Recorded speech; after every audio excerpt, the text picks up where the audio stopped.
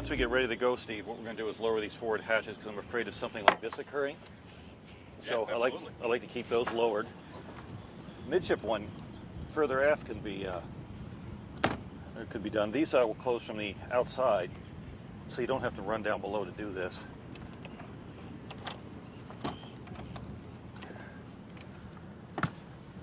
So now that we could leave the two middle ones. Yeah, and I like to lower the those a little bit so they're low profile. We can let air come into the cabin. So we'll just take them down one notch if we can squeeze it in. How's that? That looks good. Okay. We'll do that on both sides. And the forward one's the same thing.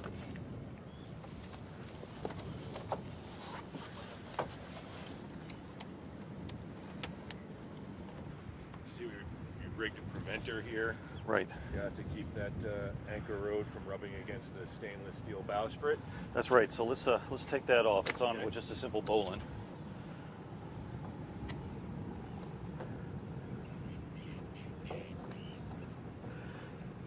And on this boat, it's nice to store all your dock lines and your fenders in this forward locker.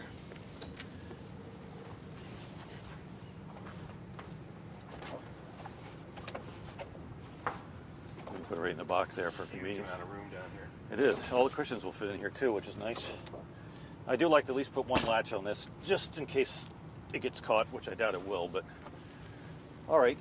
So up forward here, we'll transfer the line to the windlass, and that'll get us ready to haul this anchor in. Okay, roger that. Okay. So that's just simply depends on how much wind you have, because this could try taking off on us. But today it's not too bad. So I'm going to pull in a few extra feet, just enough time to rewrap this windlass.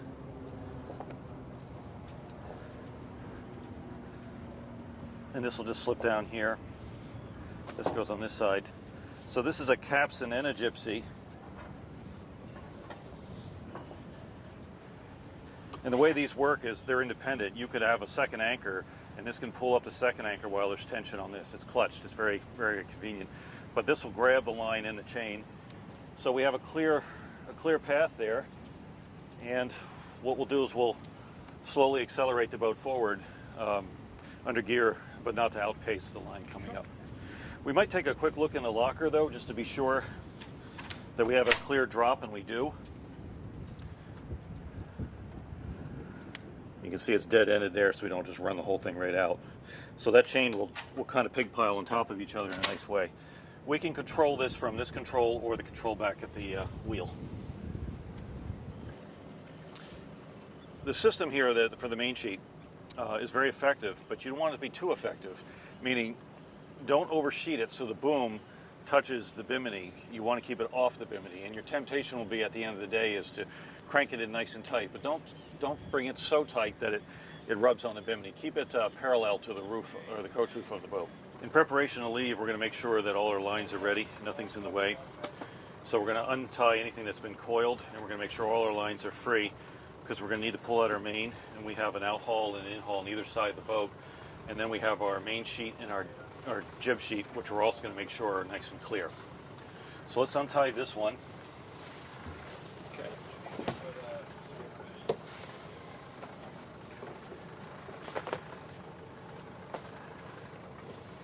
And underneath here, there's a small locker. We'll make sure that nothing's in there that's tied. That's something, yeah, we can just leave that for the bang. That's good.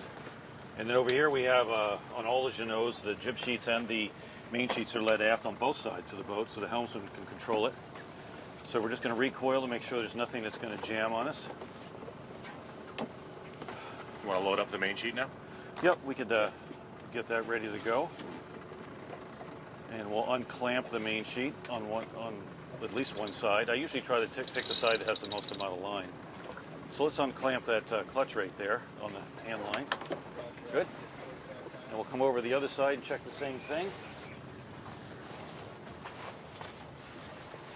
And here we have we're going to have an out haul, and we're going to have a furling line. So we're just going to make sure that those are uncoiled, and both those lines are gray. One has gray with blue specks. We'll pull them out of this locker. So you don't want to be ready, going and have this all all tied up. So I like to constantly be recoiling my lines on board. So if I take a little break, got the boat on autopilot or it's balanced well, I like to always be coiling my lines. You just don't want something jamming. This is important when you're single-handing or you're short-handing with folks that aren't used to sailing, is to have these things at the ready all the time. See that little knot right there? You don't want that. You want a knot at the end, but you don't want a knot in the middle. So I'm just going to place those there for now. This is an electric winch. We'll utilize that later. Then over here, we also have a Jeanneau sheet. And you see how that's kind of tied up. So we're going to untie that and coil that and have that at the ready. We'll leave them clamped for now, and we'll leave this side of the main clamped as well. The other side is unclamped, and we'll use that as our control line. So here, you can see how that could be a problem. So we'll we'll untangle this. And you don't have to store them on the cushion like I'm doing. I'm just doing that for effect. You can put them here, but just make sure they don't fall overboard. The 51 has controls on both sides for navigation. It's just that your engine controls will always be on the starboard side. But here we have a Ray Marine system going with the lighthouse charts. But you have the ability, if you want, to change your charts to another brand. And we're going to go to chart selection here. We have Lighthouse, comes with Navionics, but it's a very simple chart. And CMAP seems to be the preference for charts for this unit. Now with this booted on both sides, we're ready to navigate. We have a compass and we have a multifunction display. Start up the multifunction display. This will give us wind, AIS, and a few other options. There's your wind. Our VHF is on this side. Here we can see we have 17 meters of chain and line out. Our bow thruster control, which is ready to go. We'll turn both of those on until it beeps. There's a solid light, and you'll hear it. I always like to test before we leave. Here we have an autopilot control, and we'll expose our compass, and we have a secondary Ray Marine plotter, multifunction display. One important thing to remember here is to undo the lock for the wheel.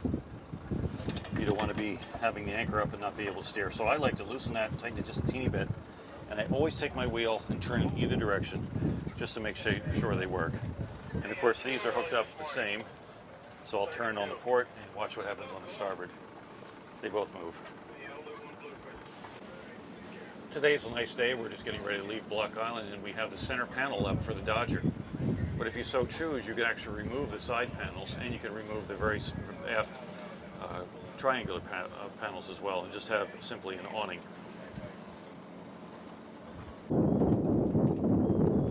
Overhead in the bimini, we have a removable solid panel with a clear panel allowing us to look up and see the sail and see the Windex.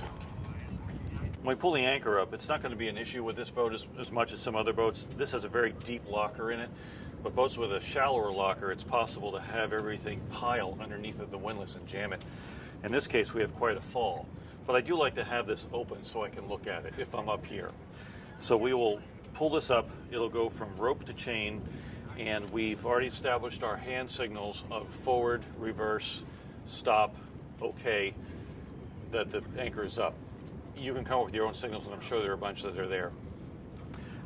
There is a control here, and today Steve's going to pull this up from the bow, but it's also possible to single-hand this boat and do it from the wheel, the starboard side.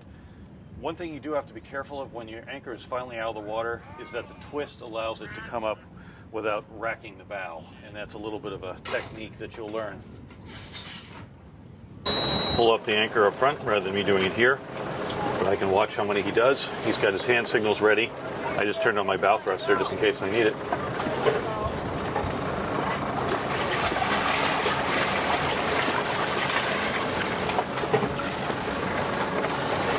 Now, one thing I did notice is that I can't see him unless I sit down because he's holding his hand up high with the signals. So that's something we can do from here. I'll face the boat into the wind.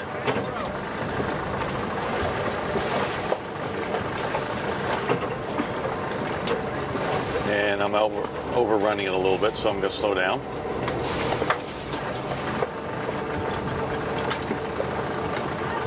I look behind me to make sure I'm not drifting on anyone.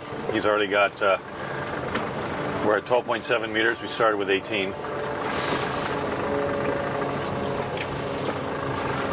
And we have a little powerboat in front of us.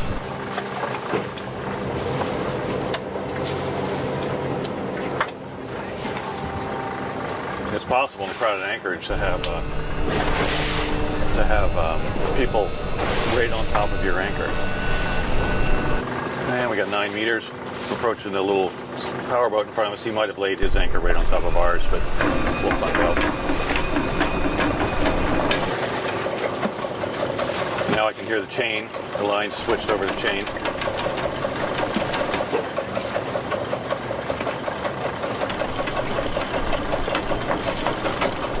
We're holding station pretty well. We're not really moving. A lot of times the anchor, of course, will pull you forward, which is what we want.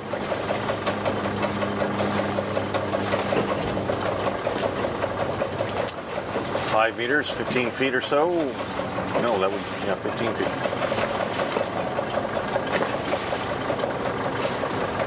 And where you have a little blue powerboat in front of us, we're coming right up on him. But we only have 3.5 meters left to go, so we're not going to actually approach his transom.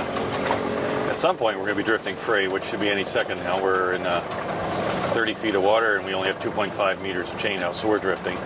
But I don't want to overrun it, so I'll just I'll inch it forward. Go around the powerboat. Got to make sure when your anchor does come out of the water that it twists in the right direction to get it on the anchor roller. So you should come up backwards, facing the other way. And I'm showing 0. He's out of the water.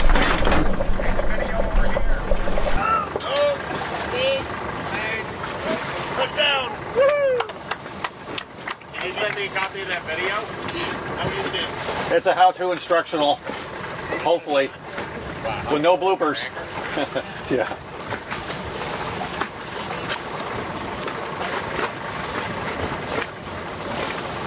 All right, we're off and running.